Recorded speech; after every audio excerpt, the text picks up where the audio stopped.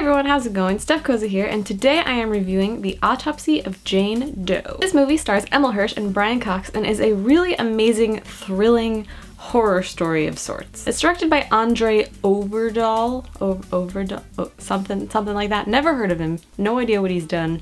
He hasn't really done a whole lot. He's done a lot of short films, some little things here and there, but I haven't really seen anything that he's ever done before. I'd never heard of him before this movie. And the cast is pretty much just Emil Hirsch and Brian Cox. There's a few other characters, but it's a very small cast in a very small room, a very confined space. I love movies like that. I think they're so interesting. There's so much that can be done in such a small space, and the set and everything built in this movie is so cool to look at. Everything is very detailed, very interesting, very creepy. Great setting for a horror movie. I was super into it. So Emil Hirsch and Brian Cox play a father and son who work in an autopsy room. They pick apart dead people and it's super gross and awesome. And so one day they get this body who is unidentified. Nobody knows who she is, where she came from. She was buried in some basement, and now they have her and they have to do an autopsy on her, so they just call her Jane Doe. And I'm not gonna really spoil anything because the trailer doesn't really tell you anything about this movie or about who this girl is or about who these guys are. It's very just mysterious. And that alone sold me. When I saw the trailer for this movie, I was like,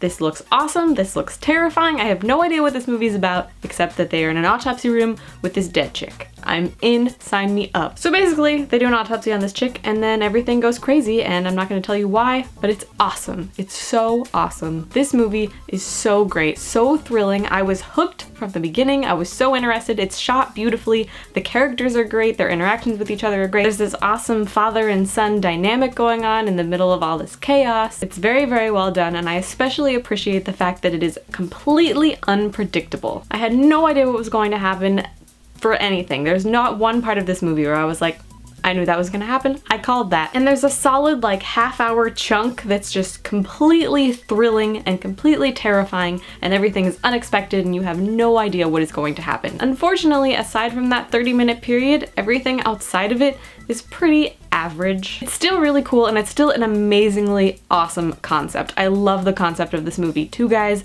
doing autopsies, find this dead body, and then some creepy shit goes on. Super gory, super gross. They're like picking apart her brain. It's disgusting, and it's so great for a horror movie. It's awesome. If you're a fan of gore and mystery, this is a movie for you. The whole beginning of this movie is like this great mystery story. There's not really any horror in it except maybe like the suspense and the curiosity and the creepiness behind everything, but it's not like scary. They're basically just trying to figure out how this girl died, and they just keep uncovering all these really creepy things inside of her, and it's super gross and super cool. Maybe it's just me, maybe I just like gore a little too much, but whatever. Don't judge me, it's awesome, okay? It's cool. I will say though that I didn't particularly like the ending. I feel like it ended very abruptly. It didn't really end the way that I wanted it to end. It was very unpredictable the way that it ended. I didn't see it coming at all, and I was like, wow, okay. But I feel like it could have ended a little bit better, and that was kind of disappointing because up until then it was a great movie. Everything was awesome, and then it just ends, and I was like, I want more. It's also a particularly short movie. I think it's only like 80-something minutes, which is pretty short. I also feel like the interactions between the father and son could have been fleshed out a little bit more. I feel like their characters could have bonded a little bit more. I feel like there could have been something done there, just a little bit, just a tweak, just a little tweak. But honestly, other than that, this movie was great. This is an awesome horror movie.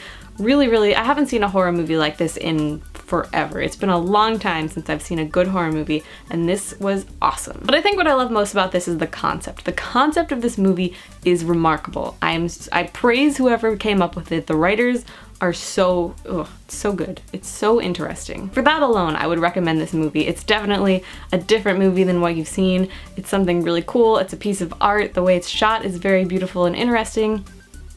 I liked it. I liked it a lot. That being said, I'm going to give this movie a solid 4 out of 5. So, The Autopsy of Jane Doe, did you see it? Let me know in the comments below what you thought about it, and be sure to subscribe, like, comment, share this video, blah blah blah blah blah, you know the spiel. And until next time, I'm Steph Koza, and this is Rated N. Bye!